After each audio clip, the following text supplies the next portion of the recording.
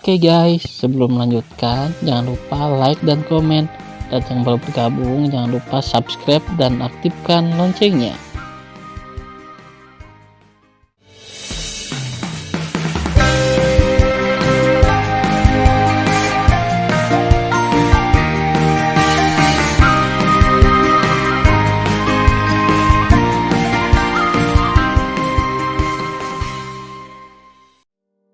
Episode 481. Melanjutkan cerita sebelumnya. Betul sekali, Zhong Wuxiao dan Dan Taixianer memarahi. Sue Zian sering mengangguk untuk menunjukkan bahwa dia mengerti, dan Mu Mengyi melepaskannya. Apa itu hujan dan embun? Tan Yun bertanya sambil menatap keempat wanita itu. Tidak ada, benar-benar tidak ada. Keempat wanita itu berkata serempak, ini adalah rahasia kecil di antara wanita kita.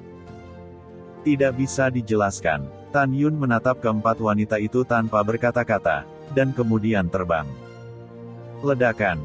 Ketika Tan Yun mencapai pegunungan, tubuhnya mundur seperti kilat, dan puncak agung langsung ke awan jatuh dengan mantap ke tanah. Tan Yun bangkit di udara, naik ke tengah gunung, dan memotong platform 10.000 kaki dengan pedang. Segera, dia memotong puncak gunung di dekatnya dengan pedang, menurunkan batu besar setinggi 10.000 kaki, membuat tablet batu dan berdiri di lereng bukit.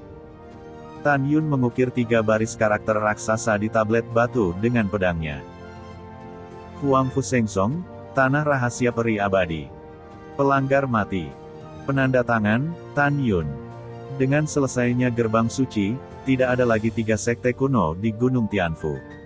Beberapa adalah sekte suci Huangfu dengan lebih dari 20 juta murid dan sekte abadi-abadi dengan 10 juta murid.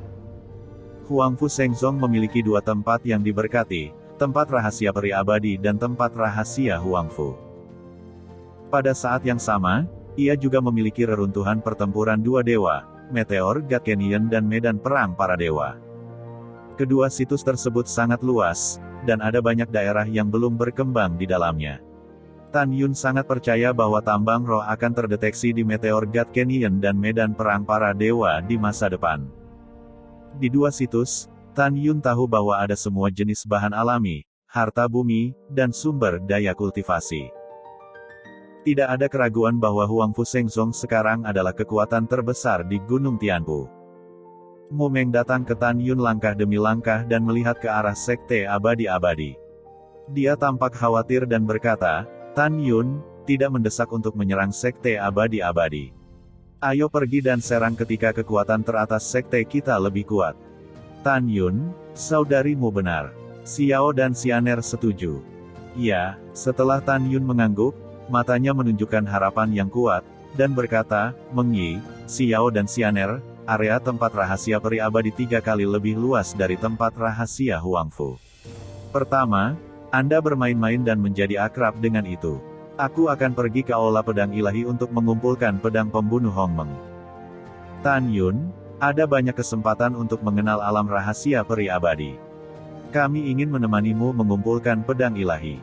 Mu Meng berkata, Tan Yun, kapan kita akan kembali ke alam rahasia Huangfu? Beritahu kakak Yukin berita ini. Tan Yun berkata, 3 hari kemudian, saya akan mengatur seseorang untuk kembali dan memberitahu Yukin bahwa Anda akan tinggal di alam rahasia peri abadi untuk sementara waktu.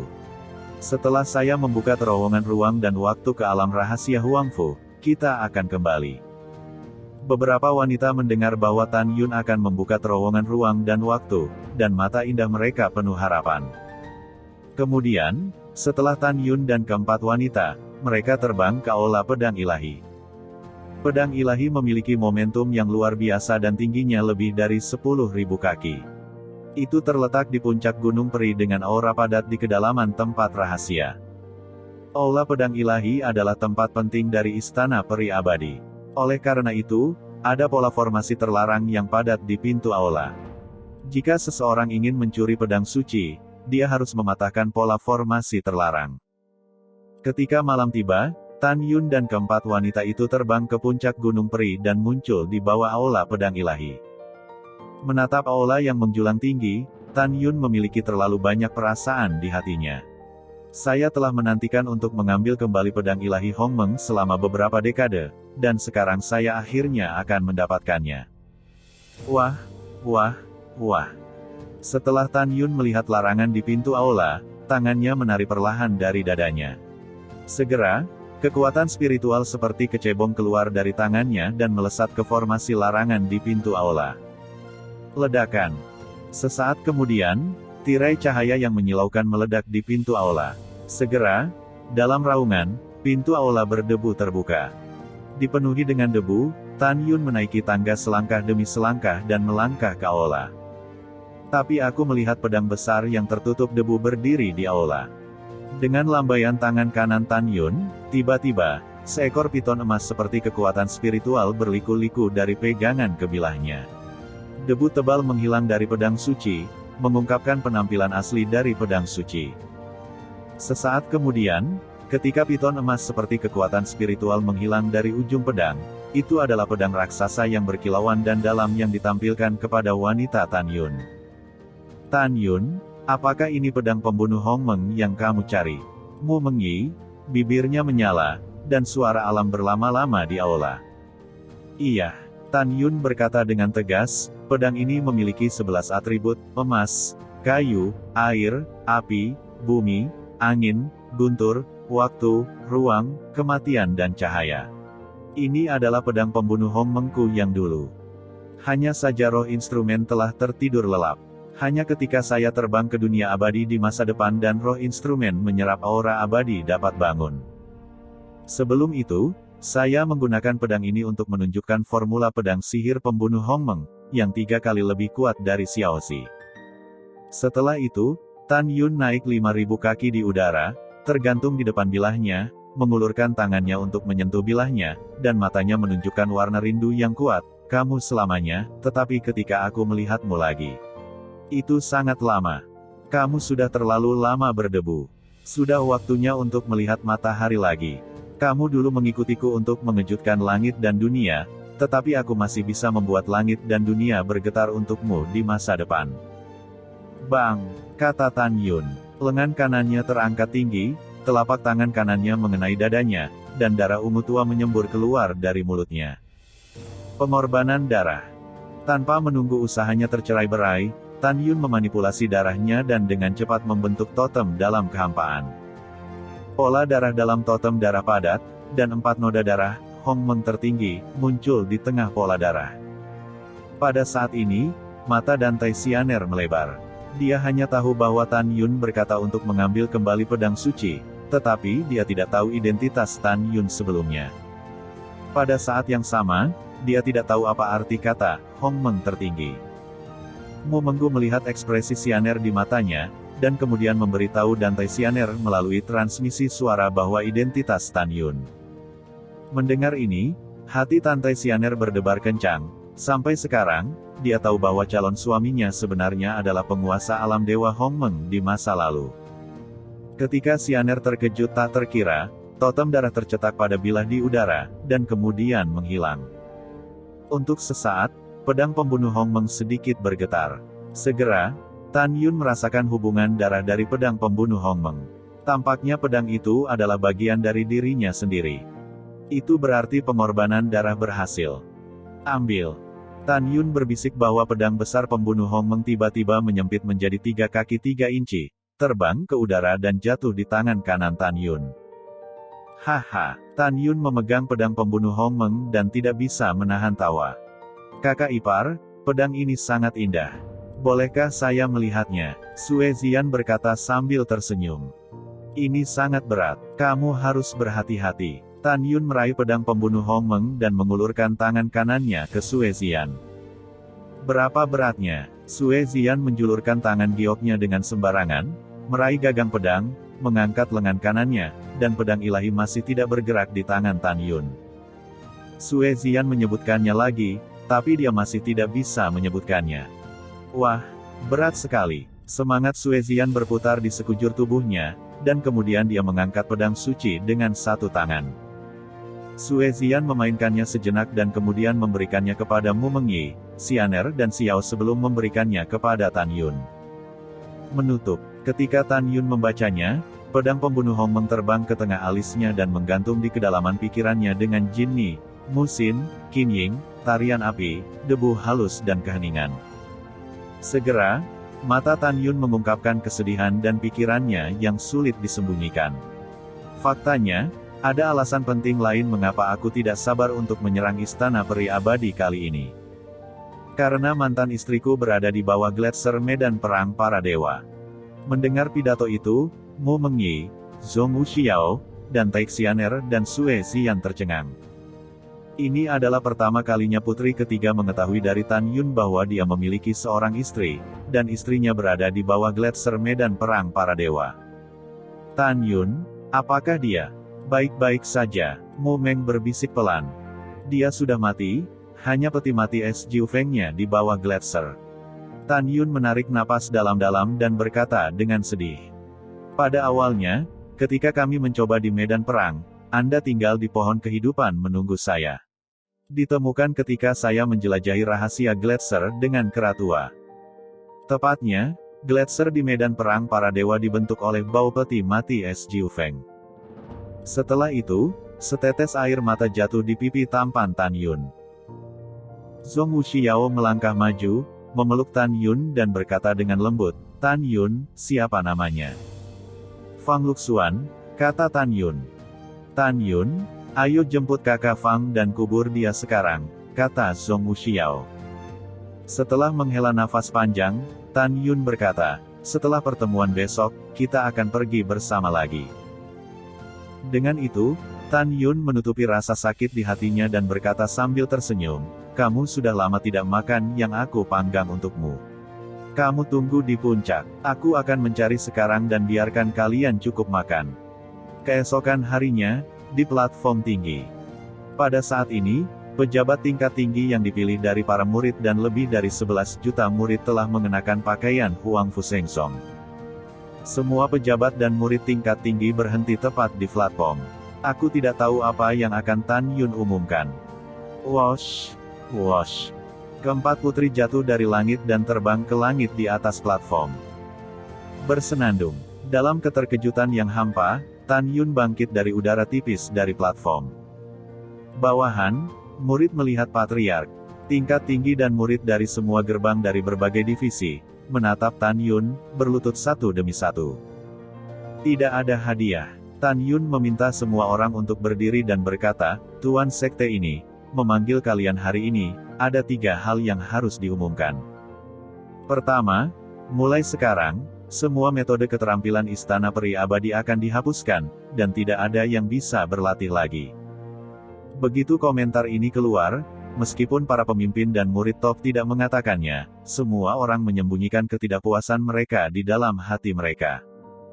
Dalam hati mereka, bahkan jika mereka tidak dapat dibandingkan dengan sekte abadi-abadi, mereka pasti lebih kuat dari Huang Fu Shengsong, kan? Tan Yun sepertinya bisa melihat melalui pikiran orang, tapi dia tidak mengatakannya. Sebaliknya, dia berkata, "Kedua, ada 13 keterampilan atribut yang berbeda di sini. Anda dapat melatih keterampilan ini di masa depan." Tan Yun melambaikan tangan kanannya. Tiba-tiba, 13 slip batu giok terbang keluar dari cincin langit dan bumi dan tergantung di atas kepala orang-orang. Pada 13 slip giok ini, rahasia abadi emas, abadi kayu, narsisus, abadi api, abadi bumi, abadi angin, abadi guntur, abadi kuno, dan buku rahasia abadi binatang, buku abadi waktu, buku abadi spasial, buku kematian. Ada 13 latihan yang bisa dilatih untuk naik ke kemunculan. Keterampilan internal adalah keterampilan yang akan Anda latih di masa depan. Beri Anda waktu untuk mengingat isi keterampilan yang cocok untuk latihan Anda. Ingat, di masa depan, kamu akan berlatih dengan sepenuh hati untuk meningkatkan kekuatanmu. Selain itu, keterampilan itu tidak dapat diturunkan kepada orang lain selain sekteku. Mereka yang melanggar perintah akan membunuh seluruh keluarga sesuai dengan aturan sekte. Ketika mereka mendengar pidato itu, mereka menjawab satu demi satu. Kemudian, dengan rasa ingin tahu, mereka melepaskan pengetahuan spiritual mereka dan memasuki batu giok. Kemudian, semua murid tingkat tinggi dan murid melihat dari tenang ke kegembiraan. dan kemudian dari kegembiraan ke kegembiraan dan kegembiraan, gemetar di seluruh. Skill ini sangat kuat. Diperkirakan tidak ada kekuatan di benua hukuman surga yang lebih kuat dari skill yang dikultivasikan oleh Huangfu Shengsong. Ya, luar biasa. Skill ini benar-benar berkali-kali lipat lebih kuat dari skill yang kita latih sebelumnya. Ya, apa yang harus aku lakukan? Aku sangat bersemangat. Aku ingin menangis dengan penuh semangat. Kamu benar, banyak orang menangis kegirangan ketika mereka melihat latihan. Anda tahu, kungfu adalah dasar dari sekte. Jika tidak ada keterampilan yang kuat, bahkan para jenius di mana-mana akan dikuburkan. Pada saat ini, Feng Tianlun dan 12 tetua Feng yang berdiri di sisi platform atap benar-benar penasaran. Keterampilan seperti apa yang bisa membuat para murid dan pemimpin senior ini bersemangat sampai menangis. Batuk, Feng Tianlun memeluk Tan Yun dan berkata, "Tuan Tan, saya tidak tahu keahlian Anda. Bisakah saya melihatnya?" Tan Yun tersenyum bebas dan melambaikan tangan kanannya. 13 slip batu giok terbang keluar dari cincin alam semesta dan melayang di depan Feng Tianlun.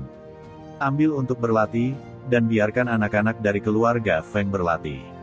Tan Yun setuju begitu saja, dan diperkirakan latihannya normal. Setelah Feng Tianlun diam-diam berkata, dia memanipulasi kesadaran spiritual ke dalam slip batu giok. Tetapi ketika dia melihat kekuatan dari 13 keterampilan pada slip batu giok, dia tampak terkejut dan gemetar dan berkata, "Tetua, lihat bersama. 13 keterampilan ini tidak ada bandingannya di dunia." 12 tetua lainnya dari keluarga Feng, yang skeptis tentang pengetahuan spiritual mereka, sama terkejutnya dengan Feng Tianlun setelah memasuki 13 slip batu giok. Suara mendesing. Feng Tianlun bergegas ke kehampaan, mengatur penghalang isolasi suara dan menyelimuti Tan Yun. Feng Tianlun menggosok tangannya dengan penuh semangat dan berkata, "Tuan Sekte Tan, apakah Anda benar-benar bersedia membiarkan saya melatih keterampilan ini?" "Iya, tapi aku punya syarat." Tan Yun berkata, "Sekte Huangfu Senjong saya sekarang hampir menjadi musuh seluruh dunia. Pasukan ini telah mengatur mata-mata dan memasuki Huangfu Shengsong. Oleh karena itu, ketika Tuan Mata-Mata ini dieksekusi, dia mengatakan bahwa suatu hari, kekuatan di belakang mata-mata ini akan dicabut." Tan Yun tidak menghindar darinya, dan berkata dengan dominan, "Tujuan Patriark adalah untuk menyatukan seluruh hukuman surga dan mengubah situasi di mana dinasti dan pasukan suci utama saling bertarung. Setelah menyatukan benua hukuman surga, daratan yang luas membutuhkan banyak orang untuk dikelola, dan Patriark Feng adalah salah satu kandidat yang disukai oleh Patriark ini. Master Sekte ini adalah orang yang menyegarkan. Aku akan memberitahumu dengan jelas hari ini. Saya, Huangfu Shengsong, suatu hari akan menjadi penguasa benua hukuman surga, dan kekuatan lain harus menyerah. Oleh karena itu, saat ini, pemimpin klan Feng memiliki pilihan yang baik untuk menjadi afiliasi Huangfu Shengsong dan mempertahankan nama keluarga Anda. Feng. Dengan cara ini, Anda bisa melatih keterampilan ini. Tentu saja, tuanku tidak memaksamu. Kamu bisa memutuskan apakah kamu setuju atau tidak." Mendengar pidato itu, Feng Tianlun berkata dalam diam untuk waktu yang lama, "Tuan Tan, saya punya 2 syarat." Feng Tianlun berkata, "Sejujurnya, dinasti suci Huangfu hari ini adalah kampung halaman keluarga Feng saya di zaman kuno. Jika sekte Anda mengalahkan dinasti suci Huangfu suatu hari nanti, saya harap sekte Anda dapat membiarkan keluarga Feng saya kembali ke rumah. Jika sekte Anda akan melakukan ini di masa depan, saya Feng akan mengenali Anda sebagai tuan dan menjadi anak perusahaan dari Huangfu Shengsong, bukan?" Setelah mendengarkan, Tan Yun memandang Feng Tianlun dan berkata, "Sebenarnya, Anda harus tahu bahwa dengan kemampuan saya, Tan Yun tidak membutuhkan aliansi sama sekali. Keluarga Feng Anda tidak memiliki daya tawar." Ketika Feng Tianlun mengira Tan Yun menolak, Tan Yun berkata, "Namun, putrimu dan aku berteman. Demi Kinceng, aku bisa menyetujui 2 syaratmu. Namun, saya memiliki sesuatu untuk dikatakan di depan. Kamu tidak dapat memberikan keterampilan kepada siapapun di luar keluarga Feng. Jika tidak, kamu akan menanggung konsekuensinya."